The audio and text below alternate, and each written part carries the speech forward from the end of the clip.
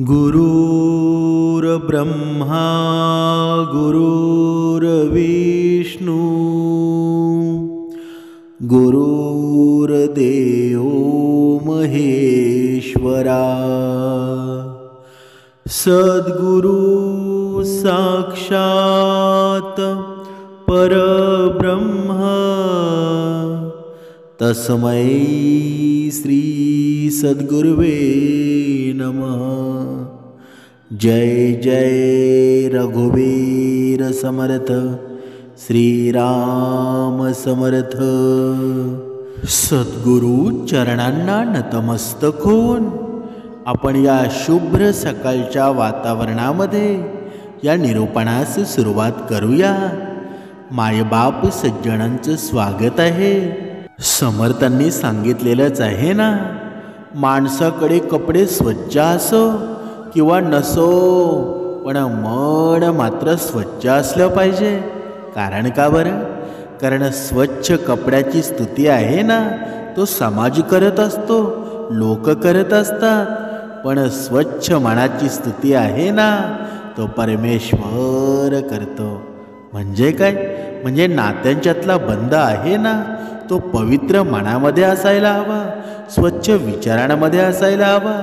पण आज आपण या निरूपणामध्ये पाहणार आहोत की जेव्हा मनुष्याचं एखाद्या स्त्री पुरुषाचं लग्न होतं, तेव्हा त्या नात्यामध्ये तो बंध पाहिजे ना, तो हवा तसा दिवसेंदिवस राहत नाही। याचं कारण काय आहे? त्यामुळं लग्नानंतर पुरुष आहे ना, दुसऱ्या महिलेकडे आकर्षित होत असतो। याची कारणं काय आहेत ते आज आपण या निरूपणामध्ये पाहणार आहोत। म्हणूनच समर्थांनी सांगितलंच आहे ना, या नात्यांमधला बंध आहे ना, पती पत्नीचं नातं आहे, एवढं श्रेष्ठ मानलेलं आहे ना। भगवंताने सुद्धा या पृथ्वी तलावर जन्म घेतला। कारण का? कारण ह्या नात्यांचा बंध एवढा गोड आहे। पण आजचा पुरुष, आजची स्त्री हा नात्यांचा बंध विसरलेली आहे, या नात्यांमधील गोडवा विसरलेला आहे। या अशा गोष्टी घडतात का? एखादा मनुष्य एखाद्या स्त्रीला धोका का देतो? एखादी स्त्री मनुष्याला धोका का देते? म्हणजेच माणसामध्ये अभाव आहे कसला? माणसामध्ये अभाव भक्तीचा आहे। जोपर्यंत तुमच्या जीवनामध्ये भक्तिमार्ग घडत नाही ना, तोपर्यंत हे विचार असेच राहतील। म्हणून जरा हसत राहिलात ना, तर सर्व जग आपल्याबरोबर आहे। नाहीतर डोळ्यातील अश्रूंना पण डोळ्यांमध्ये जागा मिळत नाही। कारण का बरं? म्हणून पती पत्नीचं नातं आहे। कधीच पती पत्नीच्या नात्यामध्ये संशय करू नका। जेव्हा हा संशय येतो ना, तेव्हा किती जरी आनंदाचं नातं असेल, ते सैरावैरा होऊन जातं, राख रांगोळी होऊन जाते। संसार बघा बाहेर येतो, मग समाज मजा बघतो ना। म्हणून आपलं जेवढं कुटुंब आहे ना, सर्व कुटुंब भक्तिमार्गामध्ये यायला हवं, तेवढा आपण प्रयत्न करायला हवा। जर हे सर्व कुटुंब आहे, बघा संध्याकाळची जेव्हा वेळ होते, आपली मुलं असतील, आपली पत्नी असेल, आपला पती असेल, सर्व एकत्र जमतात। आणि जेव्हा सर्व उपासनेला एक एक जण बसतो ना, बघा तेव्हा घरामध्ये लक्ष्मी नारायण येत असतो। तो आनंद बघा, तो प्रतिसाद बघा, असं वाटायला लागतं माझा भगवंत माझ्या घरामध्ये आलेला आहे। म्हणजेच हा गोडवा तुम्हाला कुठे मिळेल का? कुठेच नाही। ही सद्गुरु कृपा आहे ना, ज्याच्यावर झाली त्याने समजून जा, त्याला प्रत्येक जन्मामध्ये सुंदरच आयुष्य मिळेल। म्हणजे जो भगवंताची सेवा करतो ना, त्याला भगवंत कधीच दुःख देत नाही, आणि हे कर्मसुद्धा व्यवस्थित होऊन जातात। म्हणून विचार करा, अजून वेळ गेलेली नाही। तुमचा नात्यांचा सुगंध आहे ना, तो तसाच दरवळत राहावा असं वाटत असेल, तर भक्ती मार्गामध्ये या, समर्थ विचारांमध्ये या। तुमच्या नात्यांचा बंध आहे ना, एकदम घट्ट होऊन जाईल। रोज उपासना करायची सुरुवात करा, श्रवण करायची सुरुवात करा. तुमच्या जीवनामध्ये आनंदी आनंद होईल. आपण पाहत होतो की लग्नानंतर हा पुरुष आहे ना, म्हणजे सगळेच पुरुष नाही, बोटावर मोजण्यासारखे आहेत. म्हणजे असे पुरुष असतात ना, ते दुसऱ्या महिलांकडे का आकर्षित होतात. म्हणजेच हा लग्न आहे ना, लग्न म्हणजे दोन आत्म्यांचा पवित्र मिळाप आहे. प्रेम, विश्वास आणि त्यागाच्या आधारावर उभारलेलं ते नातंच आहे ना, म्हणजे ते जीवनभरासाठी असतं. आपण तर याला 7 जन्माची साथ म्हणतो. पत्नी यासाठी उपवास करते, वडाची पूजासुद्धा करते. कारण का बरं? कारण मला हा 7 जन्मपती मिळावा. म्हणजे ज्या जन्मामध्ये मी येईल ना, तो जन्मोजन्मी मला हाच पती मिळावा. म्हणजे तिच्या मनामध्ये किती सुंदरता निर्माण झालेली असते. म्हणजे संसाराच्या सुरुवातीच्या दिवसामध्ये एकमेकांबद्दल आकर्षण असतं, काळजी असते आणि प्रेम असतं. म्हणजे प्रत्येक क्षण आहे ना, तो खास वाटायला लागतो. सुरुवातीचे गोड गुलाबी दिवस कसे मजेत निघून जातात ना, ते दोघांनाही कळत नाही. एकमेकांसाठी वेळ काढणं, हसत खेळत आयुष्य पुढं नेणं, हीच खरी संसाराची गोडी असते ना. बघा, तुमचे दिवससुद्धा आठवा, जेव्हा तुमचं लग्न झालं होतं. किती सुंदर वाटत होतं, किती तो वातावरण आनंदाचं होतं. पण हळूहळू आयुष्यामध्ये जबाबदाऱ्या वाढू लागल्या. मुलं होतात, त्यांची काळजी, अभ्यास, नोकरी, घरची जबाबदारी, या सर्वामुळे वेळेचा अभाव निर्माण होतो आणि जोडीदारामधील संवाद संपून जातो. समर्थांनी सांगितलेलं आहे, जर किती जरी संकट आली, किती जरी जबाबदाऱ्या आला ना, तरी पती पत्नीचा संवाद आहे ना, तो कधीच संपून देऊ नका. जेव्हा तुमच्या पती पत्नीचा संवाद संपेल, जेव्हा पती पत्नीशी आपण म्हणत असतो की आमच्या जीवनामध्ये भांडणं होतात, पण समजून जा, जिथे प्रेम असतं ना, तिथेच भांडण होतं. म्हणून एक गोष्ट लक्षात ठेवा, प्रत्येक पत्नीनं लक्षात ठेवायला हवी, तुमचा पती तुमच्यावर खूप प्रेम करतो, म्हणून भांडण होतात ना. म्हणून असं म्हणतात ना, नसतेस घरी तू जेव्हा, जीव तुटका तुटका होतो, जगण्याचे विरती धागे, संसार फाटका होतो. याचा अर्थ काय आहे? म्हणजे आपली पत्नी जेव्हा घरी नसते, तेव्हा प्रत्येक पतीचा जीव असतो ना, तो कासाविसा होत असतो. कारण का बरं? कारण तो पती तुमच्यावर प्रेम करत असतो, त्याला संसार फाटका वाटायला लागतो. म्हणून आपण सुद्धा पाहिलं असेल, जेव्हा आपल्या घराची राखीन पाठ राखीन जेव्हा घरामध्ये नसते ना, तेव्हा घर सुनं सुनं व्हायला लागतं. म्हणून प्रत्येक पुरुषाने एक गोष्ट लक्षात ठेवा, जोपर्यंत आपली पत्नी आपल्या घरामध्ये आहे ना, तोपर्यंत आपलं घरसुद्धा आनंदित होतं. पण जेव्हा कुठे एक दिवस जरी आपली पत्नी घराबाहेर गेली, तिच्या माहेरी गेली, बघा हे घर आहे ना, आपल्याला खायला धावतं. म्हणजेच जेवढी पत्नी पुरुषासाठी योग्य आहे, तेवढा पुरुषसुद्धा पत्नीसाठी महत्त्वाचा आहे. म्हणून दोघांनी एक गोष्ट लक्षात घ्या, जर आपल्या घरामध्ये आई वडील असतील, त्यांनी दोघांनी मिळून काळजी घ्यायला हवी. म्हणून आपल्या संसारामध्ये गोडवा निर्माण झाल्याशिवाय राहणार नाही. म्हणजेच जेव्हा नवीन नवीन लग्न होतं ना, तेव्हा दोन्ही नवरा बायको, दोघे पती पत्नी, बघा आपल्या सासू सासऱ्यांच्या पाया पाडायला लागतात. पण जसा वेळ निघून जातो, दिवस जास्त होऊन जातात, तेव्हा त्या सवयी असतात ना, त्या दूरवर लोटून जातात. सर्व काही बंद होऊन जातं. म्हणजे त्या जोडीदाराविषयी आकर्षण असतं, ते हळूहळू कमी होऊ लागतं. सारं काही ठीक असूनसुद्धा काही पुरुष बाहेरील आकर्षणाला बळी पडतात, किंवा काही स्त्रियासुद्धा बळी पडतात. असं होतं का? त्यामागील भावना काय आहे, त्यामागील परिस्थिती काय आहे, ते कारण आहे ना, त्याचं उत्तर आज या निरूपणामध्ये आपल्याला मिळणार आहे. पहिलं कारण म्हणजे सततच्या वादामुळे नात्याचा गोडवा संपतो. पती पत्नीमधील नातं आहे ना, समंजसपणानं चालवावं लागतं. परंतु जेव्हा प्रत्येक गोष्टीवर भांडण होऊ लागतं ना, आणि यातून जेव्हा वैयक्तिक टीका होते, तेव्हा नात्याचा गोडवा कमी होतो. घरातील वातावरण नेहमी नकारात्मक असल्यास पतीला तिथे राहणं कठीण वाटतं. तो आपलं दुःख आणि असमाधान व्यक्त करण्यासाठी बाहेरचा आधार घेतो. अंतर वाढवतात आणि पतीच्या मनामध्ये या नात्याबद्दल उदासीनता निर्माण होते. तसेच त्या सततच्या वादामुळं एकमेकांविषयीचा आदर कमी होतो. नात्यातील प्रेम नष्ट होऊ लागतं आणि संवाद कमी होतो. पतीला वाटतं की त्याला सतत दोष दिला जात आहे आणि त्याच्या भावनांची कदर होत नाही.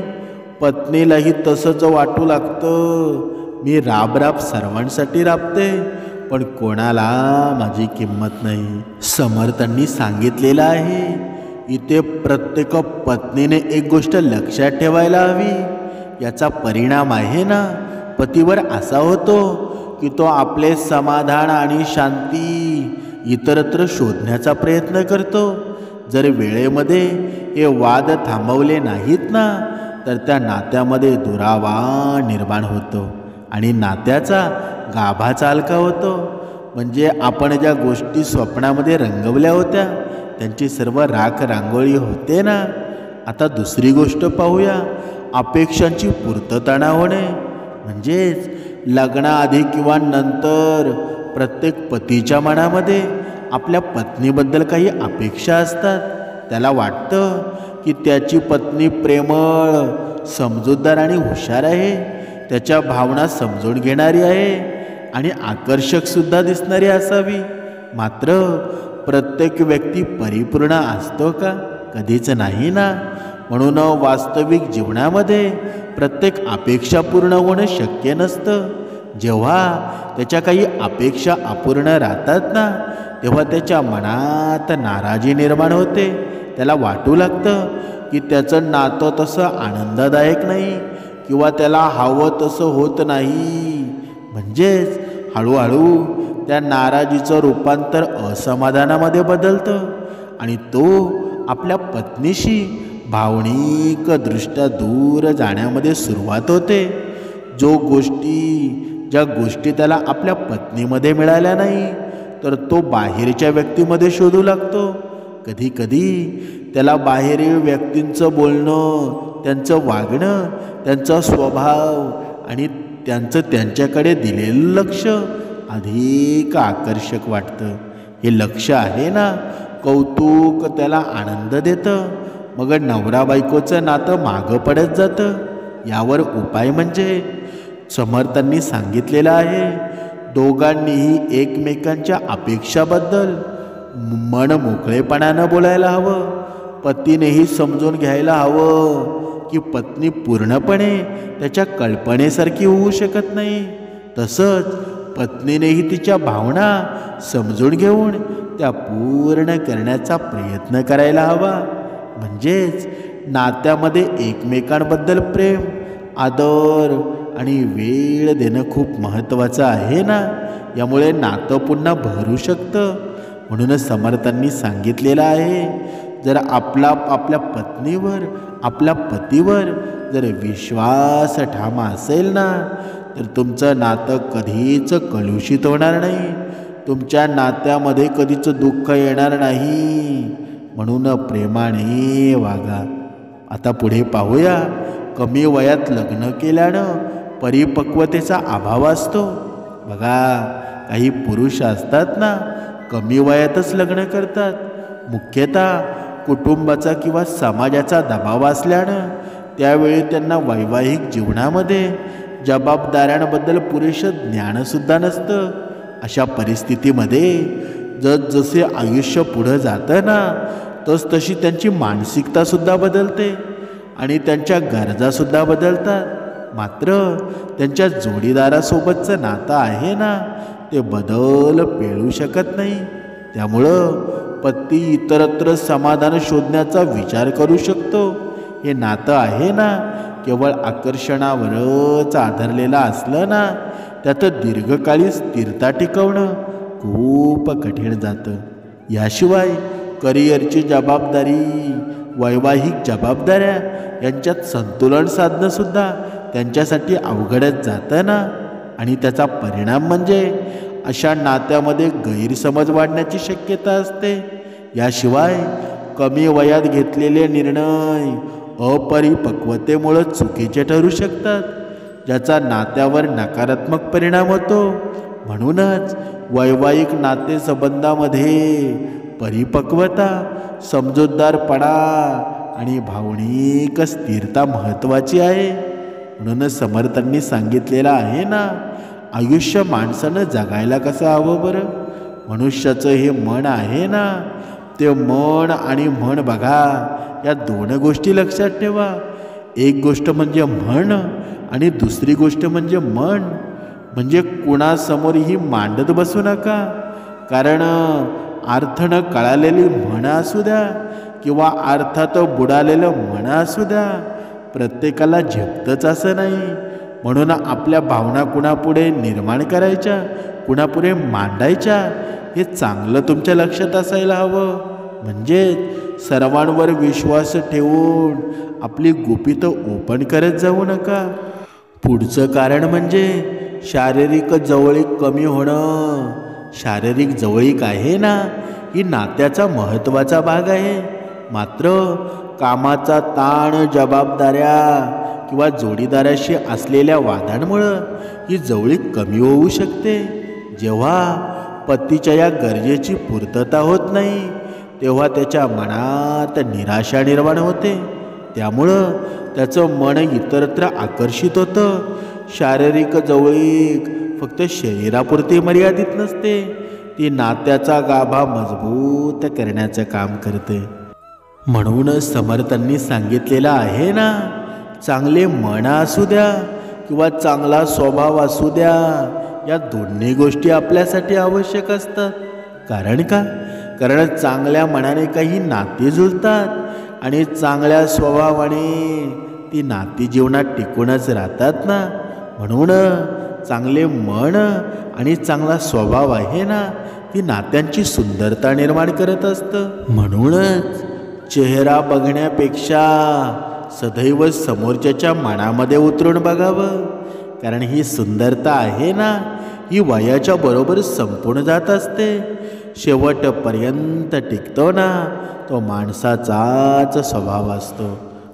म्हणूनच समर्थांनी सांगितलंच आहे ना, या वरवरच्या सुंदरतेकडे पाहून कुणाशी नातंसुद्धा जोडू नका. कारण का? कारण या डोळ्यांना दिसतं ना, ते सर्व खरं असतं का? लांबून दिसणारी प्रत्येक गोष्ट तुम्हाला सुंदर दिसू शकते, पण जवळ जेव्हा जातो ना, त्या नात्यांचा सुगंध हरवलेला असतो. म्हणून नात्यांचा खरा गाभारा कुठे असतो बरं? तो मनामध्येच असतो ना, प्रेमामध्ये असतो. म्हणून या वैखरीमध्ये गोडवा राहायला हवा. आणि हे होईल कधी? जेव्हा आपण भक्तिमार्गामध्ये असू. पती पत्नी एका वेळेला जेव्हा संध्याकाळी ब्रह्ममुहूर्तावर जेव्हा एका वेळेला ते उपासनेला बसतील, तेव्हाच ती सुंदरता निर्माण होईल ना. म्हणून आपल्या जीवनामध्ये श्रवणसुद्धा व्हायला हवं. प्रत्येक पती पत्नीच्या नात्यांमध्ये बघा, प्रत्येक दाम्पत्याला वाटत असतं की आपल्या संसारामध्ये बाळाचा जन्म व्हावा आणि त्याच्या आयुष्यामध्ये आनंद घेऊन येतो. पण या बाळाच्या जन्मानंतर पत्नीचं सगळं लक्ष बाळाच्या संगोपनावर जातं आणि घराच्या जबाबदाऱ्यांवर केंद्रित होतं. पण त्यात तिचा काही दोष असतो का? अजिबात नाही ना. म्हणून प्रत्येक वेळी अशा वेळी पतीला जाणवतं की त्यांचं महत्त्व कमी झालं आहे. त्याला असं वाटतं की पत्नी आता त्याच्यावर लक्ष देत नाही किंवा त्याला तितकं महत्त्वाचं मानत नाही. यामुळं पतीच्या मनात नाराजी निर्माण होऊ शकते. काही वेळा तो स्वतःला एकटं समजतो आणि एकटं समजून तो दुसऱ्याला दुर्लक्षितही समजायला लागतो. त्याला असं सुद्धा वाटू शकतं की बाळाच्या आगमनामुळं त्याचं आणि पत्नीचं नातं मागं पडलं आहे. दोघांमध्ये संवाद कमी झालेला आहे, ज्यामुळं गैरसमज निर्माण होण्याची शक्यता वाढते. जर ही परिस्थिती योग्य प्रकारे हाताळली नाही तर त्याचा परिणाम आहे ना, तो नात्यावर होऊ शकतो. म्हणून एकमेकांशी संवाद आहे ना, तो साधणं खूप गरजेचं आहे. म्हणजे आपली भावना शेअर करणं आणि नात्याला वेळ देणं हे खूप महत्त्वाचं आहे ना. इथे समर्थांनी सांगितलेलं आहे, इथे पत्नीला खूप चाणाक्ष राहायचं आहे. जेव्हा या अशा गोष्टी घडल्या जातात ना, तेव्हा आपल्या पतीला योग्य त्यावेळी वेळ देणं आहे ना, ते खूप महत्त्वाचं आहे. अशा वेळी प्रत्येक पत्नीनं लक्षात घ्यायला हवं, आपल्या जीवनामध्ये किती जरी संकट आली, दुःख आली, तरी आपलं प्रेम कधी कमी होऊन देऊ नका. असं आपल्या पतीला समजूनसुद्धा देऊ नका की माझं लक्ष तुमच्यावर कमी आहे म्हणून. नात्याला वेळ देणं खूप महत्त्वाचं आहे. बाळाचं संगोपन जसं महत्त्वाचं आहे ना, तसंच एकमेकांसोबतचं नातं टिकवणंसुद्धा तेवढंच महत्त्वाचं आहे ना. पतीला वाटतं की तो तिच्या आयुष्यामध्ये आता दुय्यम स्थानावर गेलेला आहे. ही भावना आहे ना, त्याच्या मनात निर्माण होते, त्याच्या नात्याबद्दल अस्वस्थता निर्माण करू शकते, त्याला इतरत्र आकर्षित होण्यास प्रवृत्त होऊ शकते. म्हणून या गोष्टींचं योग्य तो विचार पत्नीने करायला हवा. आता नात्यामध्ये विश्वास हा पायाच असतो ना. जर तो डळमळीत झाला तर नातं टिकवणं खूप कठीण जातं. कधीकधी पत्नीच्या वागण्या बोलण्यावरून, उशिरा घरी येण्यावरून किंवा इतर कोणत्याही गोष्टीवरून पतीच्या मनामध्ये शंका निर्माण होऊ शकते. ही शंका आहे ना, हळूहळू वाढत जाते आणि पतीच्या सतत मनामध्ये हे विचारचक्र सुरू राहतं. तो तिच्या प्रत्येक गोष्टीवर बारकाईने लक्ष ठेवू लागतो, ज्यामुळे दोघांमध्ये वादसुद्धा होऊ शकतात. अशा शंकेमुळं पतीला असं वाटतं की पत्नी त्याच्याशी पूर्णपणे प्रामाणिक नाही. त्याच्या मनात तिच्याबद्दलचा आदर कमी होतो आणि एक प्रकारचा तणावच निर्माण होतो ना. संवादाची कमी होते, एकमेकांबद्दल गैरसमज निर्माण होतात आणि स्वतःच्या भावना आहे ना, ती व्यक्त न करणं, यामुळे ही परिस्थिती आणखीनच गंभीर बनते. जर ही शंका वेळेवर दूर केली गेली नाही तर पती बाहेरच्या दुसऱ्या व्यक्तीकडे आकर्षित होऊ शकतो. त्यामुळं या समस्येवर उपाय म्हणजे एकमेकांशी मनमोकळेपणा बोलणं, आपल्या शंका आहेत ना, आपल्या भावनांचं निरसन करणं आणि विश्वास दृढ करणं. म्हणजे नात्यांमध्ये प्रामाणिकपणा आणि आदर टिकवण्यासाठी दोघांचाही सहभाग आहे ना, तितकाच महत्त्वाचा आहे. आता या कलियुगाचा जर विचार केला, अगोदर एक काळ होता तेव्हा पुरुष फक्त कामावर जायचा, पैसे कमवण्याचं साधन होता ना. पण या धकाधकीच्या जीवनामध्ये स्त्रीसुद्धा कामावर जाते, तीसुद्धा पैसा कमवते. म्हणजे हे विचार आहेत ना, दोघांकडून सुद्धा होऊ शकतात. म्हणजे लग्नानंतर पुरुष दुसऱ्या महिलेकडे आकर्षित होण्याची कारणं आहेत ना, ती तुम्हाला सत्य कटूसुद्धा वाटू शकतं आणि चुकीचीसुद्धा वाटू शकतात. पण या पुरुषप्रधान संस्कृती असल्यामुळं या गोष्टी समाजामध्ये सर्रास घडतात. यामुळं संसाराची धुळधाण होते, मुलांची फरफटत होते आणि नातं मजबूत ठेवण्यासाठी एकमेकांशी संवाद आहे ना, परस्पर आदर आहे आणि एकमेकांना वेळ देणं खूप गरजेचं आहे. म्हणून समर्थांनी सांगितलंच आहे ना, प्रत्येक समस्येचं उत्तर बाहेर शोधण्यापेक्षा ते नात्यातच शोधण्याचा प्रयत्न केला पाहिजे. म्हणजे आपल्या बरोबर भांडते आणि रागावते ना, पण जर का आपल्याला यायला उशीर झाला तर रस्त्याला डोळे लावून बसते ती म्हणजे आपली बायको असते. प्रत्येकजण म्हणतो ना बायको खूप त्रास देते, पण हे कोणीच जाणत नाही की दुःखात फक्त तीच साथ देते. म्हणून ही बायकोची किरकिरीशिवाय संसार आळणीच होतो ना.